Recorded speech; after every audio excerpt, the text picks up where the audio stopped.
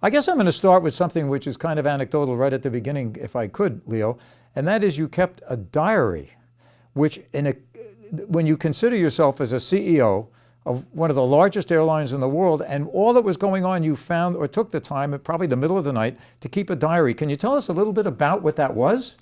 I sure can. When everything was going on, it turned out that there were meetings involving all of the CEOs of the airlines throughout the country with the representatives of the Department of Transportation, in particular Secretary Mineta, who was the Secretary of Transportation.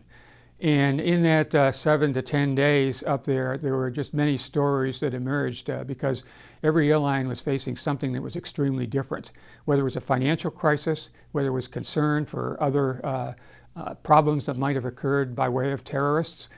Certainly the people that were stranded up in Canada for a great deal of time, the new security rules that we were putting in place, but there were varying degrees of just really surprise, anger, upset, and a bit of fear, even in these people as to the unknown, because this whole circumstance was just something that had never happened in the United States before. So for the first time, really in my work with the other CEOs, the airline industry is a bitterly competitive type industry. We were all really trying to work together to find our way out of this in the way that would be most safe for everybody in the country and represent our public responsibilities, but also serve our responsibilities as leaders of publicly held corporations. Can you tell me a little bit about what happened when you were sitting at your desk and you got that first phone call that 9/11 had occurred? What went through your mind, having never confronted anything like this in your career, nor had anybody else? What went through your mind and what did you do? Well, it emerged over about a half an hour, so it wasn't as if it was just suddenly that you said, oh my God. You're right, I was called out and I was entering a meeting of our executive team. We had a television set there and the first plane had hit the Trade Center. And of course, nobody really knew whether it was a big plane, a small plane, and we're watching it on television down here in Atlanta. And Fred Butrell, who was our head of strategy, was an ex-pilot in the Air Force. And he says, that was a big plane. And all of a sudden, we were realizing this circumstance might be a lot larger. And then we saw, like everybody else, we just watched it as the second plane hit. And then went into the oh my God type situation. Obviously, we were most concerned that it might be a Delta plane in the first instance. We were able to ascertain within about, I would guess, about 90 minutes that it was not, but it took that long. And but then it was immediately recognizable that we had a colossal crisis on our hand, and so our entire management team then just walked about 20 minutes over to the Operations Control Center, which was near our office, which is our gigantic brain center for Delta Airlines. And I spent the next 16 hours there as we just tried to deal with the questions and the imponderables that were associated with the crisis. What did you do in that operations center? What kind of a team did you have to leave? I know you had over 200 people in there who were following all of these flights. How did this thing unfold? It must have been extraordinary. Well, the team is actually able to handle what I'd call operational crises very, very well because they handle so frequently. They're associated with weather and lots of circumstances that give rise to a need to respond to difficulties. So they're trained in that operationally. My role there was almost just to be there to talk to the political types who called in and asked what was going on here, to talk to the folks in the city, anybody, and certainly the newspaper people, to keep everybody kind of informed as best I could as to what was going on at Delta Airlines, and also, frankly, to be a bit of a steadying hand because everybody knew that we were facing something that was as difficult as it could be. And that there was, in my own case, just because I was the CEO, every CEO would do this, I think, and you're there to make sure that you can help out in any way you can, make the decisions, kind of give some advice on this or that type of problem, but a lot of it operationally, was done by the folks there, and they did it brilliantly, as far as I'm concerned. It was a great thing to watch as I was there with them for the 14 hours. Grounding your entire fleet worldwide, it's even almost beyond comprehension to be able to have to do this in such a short period of time. How long did it take you before you had all of these planes, especially the ones flying over the oceans, that had to be brought down into a safe haven as soon as possible. Right. Well, the ones in the United States probably were down within, I'd say, 4 to 6 hours, because that covers the entire United States in terms of the longest flights that you might have. But you are correct. There was a lot of difficulty with respect to the ones that were coming in from overseas, and of course, in the ones coming in from Europe, Delta's planes, as well as those of United and American and a few others who had overseas, were sent into Gander, Newfoundland, and that was a town that had no kind of capacity to handle that, and dozens of gigantic airplanes were camped up there with several thousand passengers for quite a while, and that was one of the more difficult and imponderable things, as to just exactly how to get those planes back into the United States, and it took about, by my recollection, 6 to 8 days before we were able to get everybody out. It was not, that was not our finest hour in terms of just how we operationally handled it. But the good news is that everybody on those international flights did get home safely eventually. Well, when you talk about not your finest hours for all the airlines, it's certainly not just Delta. You were part of about 7 or 8 different airlines that had no choice but to land in Gander and do what they did. Let me ask you another very interesting part of this, Leo. After 9/11, immediately after, what was the psyche of the airline, of the pilots, of the flight crews? And what did you have to do personally as the CEO to try and give these people confidence that once you did get back in the air, that you were taking every precaution in the world and they shouldn't be afraid to fly? I mean, I would imagine even your passengers obviously had great trepidation about flying, but what about your flight crews, both in the cockpit and in the cabin? Well, that's true. It would be wrong to say that people weren't frightened of the unknown, but I have found that people who serve in the airline are pretty high on the bravery scale. I mean, they want to know what's going on here, and so we had about 4 or 5 days, you recall, Bill, where nobody flew. Mm-hmm. So it gave everybody a chance to sort of just sit back and take all the information that they could as possible, and ultimately reach the judgment that we could do this very safely, and that we were proceeding in a way that would guarantee the safety of the passengers and, very, very importantly, the crews on those airplanes. And I know I would never have asked anybody to go out there unless I was absolutely sure myself that was true. And so once that we got things settled down and it became clear that there was not another terrorist threat that was somewhere lurking in there, everybody stepped up, and I think I'd use the term very bravely also, as well as with great professionalism to handle this. I was very, very proud of everybody at Delta. Was that part of the reason why the airlines were grounded for 3 or 4 or 5 days and no one was allowed to fly? Was it also just to reinstill confidence in the flight crews and in the passengers that every precaution was being taken? I think that I don't know the exact answer to that, but my best guess is it was a United States imposed edict. Yes. that we couldn't fly. And I think that the United States government wanted to be absolutely certain that there was not another, kind of a sneaky, a plan to take down another airplane or do something else nefarious throughout the United States. So it was a government-imposed thing. And then once they after 4 or 5 days had passed, then we got back up, and I was very happy to hear those sounds out there. I said to many people, it was amazing down there. My offices were right near the airport, to hear the sounds of silence for 4 or 5 days. I mean, it was so different. And when the planes are going off, you're so used to it, you don't even think about it. But when it's silent, you really think about it. You had a personal experience connected to 9/11 on the very day and on the very morning of 9/11. What was that about?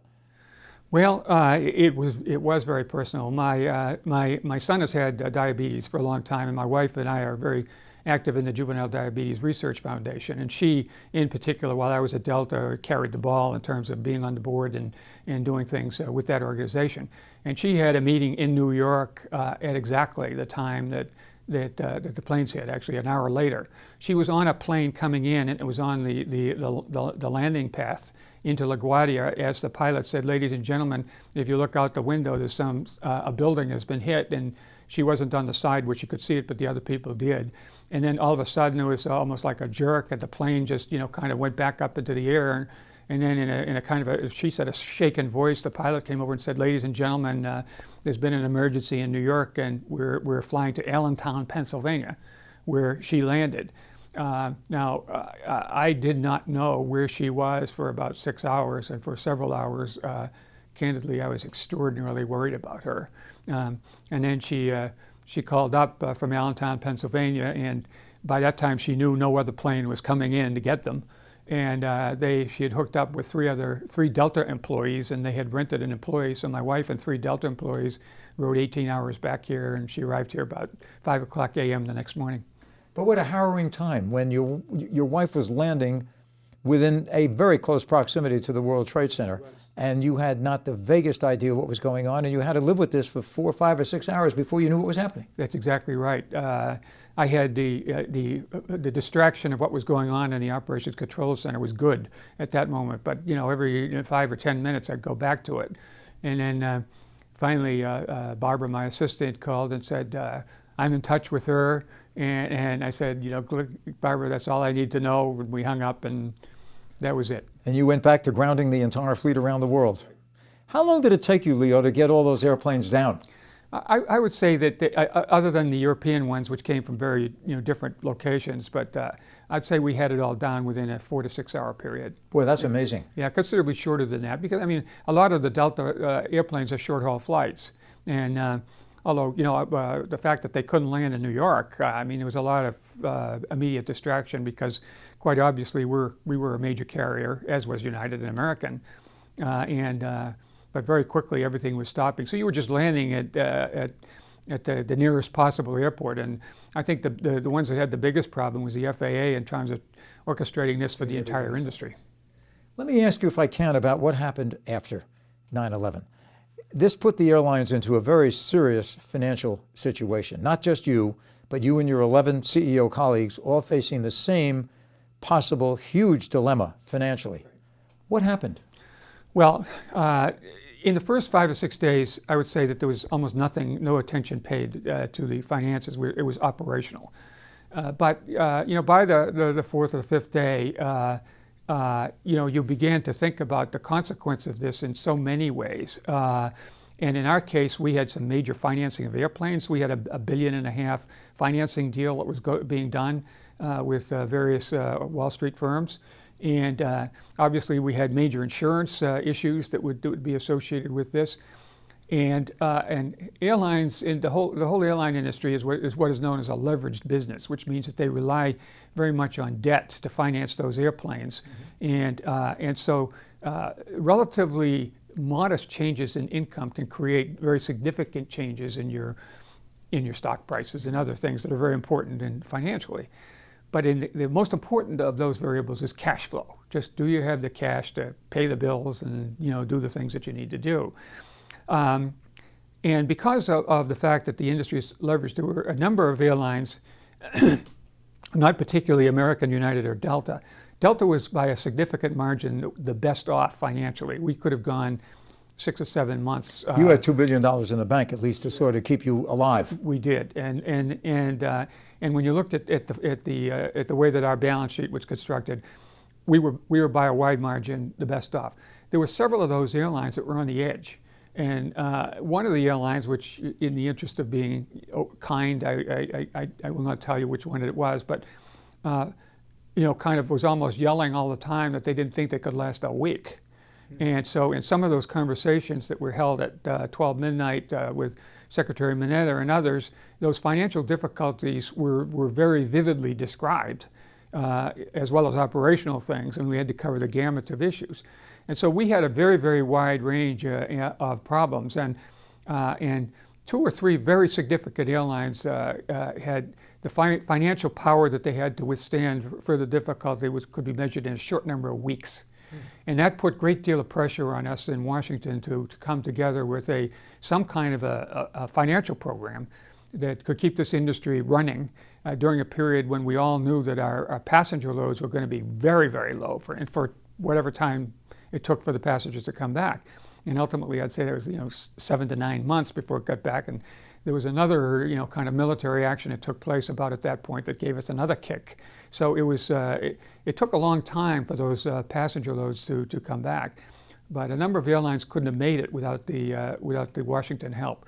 We were a lot better off and did a lot better financially than the others. Well, Leo, an interesting part of that whole scenario was the fact that the 11 CEOs all determined pretty quickly that the one person they needed to represent the industry, not only in just articulating the issues, but going before Congress and articulating the issues. And as I know it, Leo Mullin was vested by all of your colleagues. In fact, some of them even left Washington, so they had to go back to their airlines, and they left you standing there, and you're the one who had to carry the ball for the entire industry, looking for $24 billion. Now, how did you get ready for that? You had to go before Congress almost like instantly.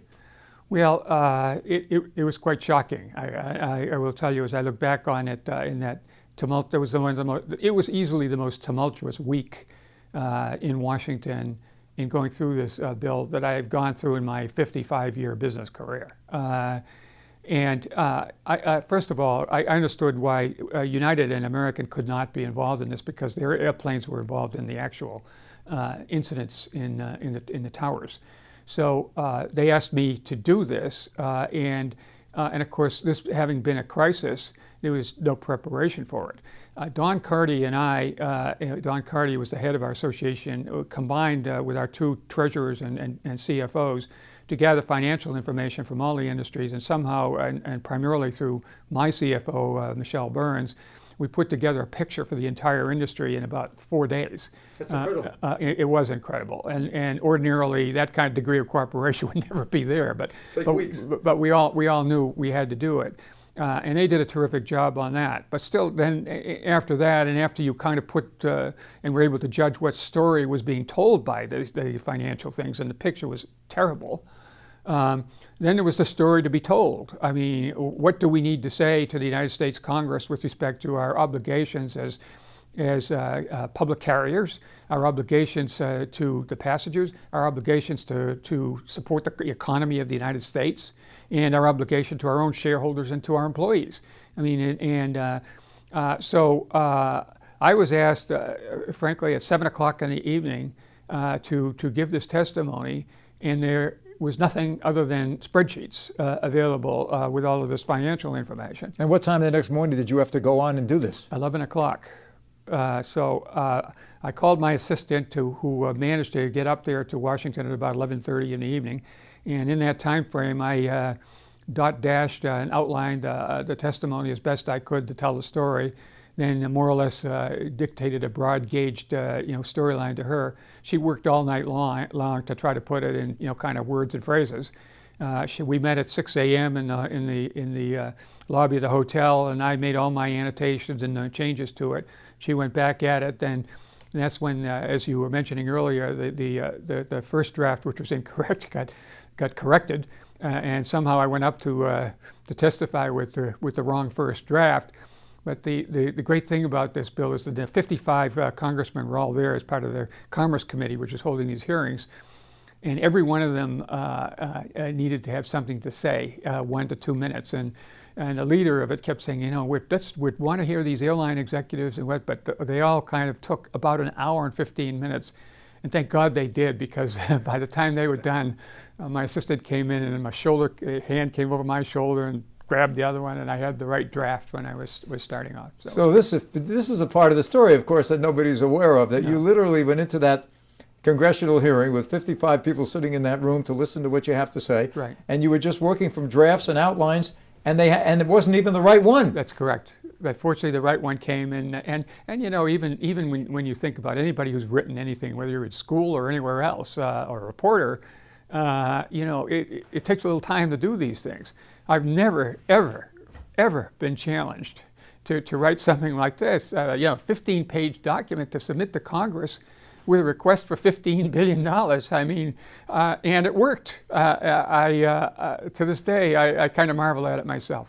Well, the amazing thing is you went in looking for $24 billion. You came out with 15 plus, which, how would you rank that, considering the timeline and the fact that you were so stressed out and you had to do everything yourself on behalf of 11 of the top airlines in the United States. Wow, were you happy with the result? Thrilled. I mean, because you go in and having done the financial analysis, I actually knew how weak it was because we'd put this together with, as you pointed out, 11 airlines, all using different kinds of formats and so forth for their financial accounting and so forth. And it was our best guess at that point. But that was by no means anything that I would say I'd bet my life on. It was $24 billion. So when they said, well, Mr. Mullin, we think we can only give you $15 billion, I mean, You're on. I ran for it. So it was perfectly acceptable at the moment, and I figured that at least for $15 billion we could get out there to somewhere, and if we needed more or whatever, handle it at that time. We needed it desperately, and the $15 billion was a godsend. Leo, just one other thing. I'd like to talk a little bit about the staff of Delta and the fact that you were faced with some serious financial crises after this. Right. And you had to trim down your staff right. by some 16%. Just how did that go through your mind? And after all the pain you had been through just in shutting down the airline and having to regroup and having to go through this whole exercise in Washington, how was that handled? That must have been a very tough thing. And how did your employee base react to that? I mean, certainly unexpected. It was, when I had to announce that, and there's a picture that was carried I had my own announcement, and I was about to have my head down like this looking at it, and the picture captured it all. It was the worst day in many respects that I had at Delta to have to do that. I hated to do that, and but I think that the story was clear, and we did it in as benign a way as we possibly could, but we had to do it. I mean, we were in desperate financial straits. So I went up there and kind of reported this to various groups of the people, myself, and told them the story and how much I loved them, and but that we had to do this. And at one point, I can remember I was given an opportunity to say something to a congressman who said, Mr. Mullin, how can we be sure, that you're using this money appropriately? And he says, are you just going to go about using this money for, I forget the term he used, but he was implying Wall Street, and where's your employees have to go? And I said, look, let me tell you about our employees. I said, we love our employees. I am going to have to put, employees out of work on this. There's no question about this, because this is the reality of the situation. But up until this point, we were hiring people. And those people that we are going to ask to leave now, we want them to come back. When this business comes back, we want you back. You are leaving this because of a financial crisis that is not your fault, and you're good people, and we want them back because the Delta people are the best. I made that statement to them in the Congress, and it, kind of cut off any kind of constraint, as if, somehow we were kind of almost using this as an excuse to be more efficient as an airline by getting rid of employees. I made the observation: the employees of Delta are Delta. That's it. I mean, when you look at the airplanes that everybody else flies, we all fly the same planes. They're either Boeing or they're Airbus. It's the employees that make the difference. And we have great employees at Delta, and did then, and I think my successors have done a very, very good job in terms of maintaining that spirit over time. And I continue to be just proud as I could be to have been associated with Delta. Did you have any option to get any of them back? Were they able, when you cut the staff by 16%, were you able to hire any numbers of them back? Absolutely. Yeah, I mean, we had we had many bumps in the road along the way, but the traffic started to come back, in by my recollection, the 9 months or so afterwards. But there was more military action in Iraq in about a year after, a kind of a second surge, that went back in, and everything became all kind of discombobulated. So the time period for people to come back in a truly committed way, as opposed to going up and now coming down. And I think even the coronavirus situation that we're facing here today shows that. I mean, you think you've got it, and then you haven't, and then the load factors go up and down as these stories go. We had a lot of that, and so we never really got back to the point where we were before in my time there. We never got back to where we were before the September 11th situation occurred. Subsequent to that, of course, in the time period when Richard Anderson and Ed Bastian were the CEOs, it has come back, and Ed was a great compatriot of mine in the time there. He and I worked extremely closely. He was the controller of the company, and he's just a wonderful guy, and I think he's doing a great job even now at Delta, and I still think Delta's the best. Leo, if we could just spend 1 second, look back 20 years ago. Yeah. What goes through your mind now about what went on 20 years ago in 9/11? What remains most vivid in your mind? What remains? There are so many good things. I think that the people of the United States bonded in an incredible way around September 11th. I mean, once the fear got out, I mean, the kind of finger pointing or whatever was by the standards of a lot of crises that we have was not there. I mean, and I will say that even as we put in these very onerous, kinds of TSA type things that affected the customers that we had at Delta, which made it very difficult for people to want to fly, and made us in the airline business, it was very difficult for us to put those programs into effect. But we were a very strong country after September 11th, and the main thing we wanted to do was to do the right thing in terms of ensuring that the United States did its job in, as being the leading and most powerful country in the world for setting things right. It's a little different today, and I hope that some of the actually goodwill that was manifested after that, as we all came together, can come back again. It's not as right now, but I will also tell you, because I'm along in years, I've seen things like the very worst. My candidate for the very worst year in my lifetime were two things. One was the Kennedy assassination, and the second was just the whole 1968 in the Martin Luther King assassination, Bobby Kennedy, the Democratic Convention, the Vietnam War. I mean, those of us of a certain age know how bad it can really be, and my candidate for the worst is 1968. This is tough, but it's not like that, and I think so many good things are going on right now. I have great confidence everything's going to be okay.